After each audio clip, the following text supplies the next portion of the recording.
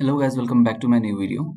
अभी तक हमने इसमें डीलैट के बारे में देखा, उसकी कुछ terminology like prime meridian, equator, arc of meridian और डीलैट के कुछ एग्जांपल्स हमने देखे।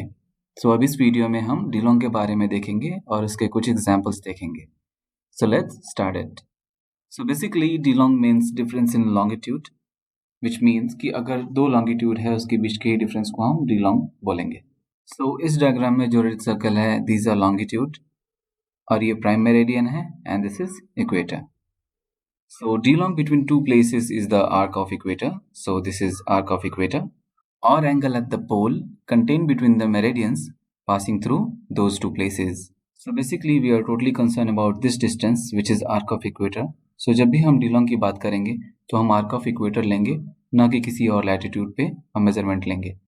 Now we will discuss that how we will find the direction of D long, कि D long का डायरेक्शन क्या होगा। देयर आर टोटल 3 केसेस कि D long का डायरेक्शन ईस्ट में होगा। सबसे पहले हम केस देखते हैं कि अगर ईस्टर्न लॉन्गिट्यूड से हाई ईस्टर्न लॉन्गिट्यूड में जाते हैं तो D long का डायरेक्शन ईस्ट में होगा।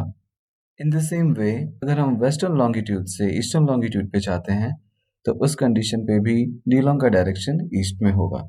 और अगर हम हाई वेस्टर्न लॉन्गिट्यूड से लो वेस्टर्न लॉन्गिट्यूड पे जाते हैं तो उस कंडीशन पे भी D long का डायरेक्शन ईस्ट में होगा।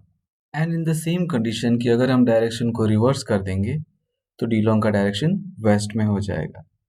अब हम इसके रिगार्डिंग कुछ एग्जाम्पल देखेंगे और इस D long को अच्छे से समझेंगे। इस एग्जाम्पल में फ्रॉम की वैल्यू दिया हुआ है 018 डिग्री 19 मिनट वेस्ट और 2 की वैल्यू दिया हुआ है 009 डिग्री 39 मिनट ईस्ट। इन दोनों पोजीशन को हम डायग्राम पे पुट करेंगे।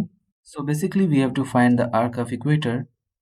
हमें ईस्टर्न लॉन्गिट्यूड और वेस्टर्न लॉन्गिट्यूड पता है तो हम इसे ऐड कर देंगे। Our D long value will be 027 degree 48 minute east. East इसलिए क्योंकि डायरेक्शन वेस्ट टू ईस्ट की तरफ जा रहा है।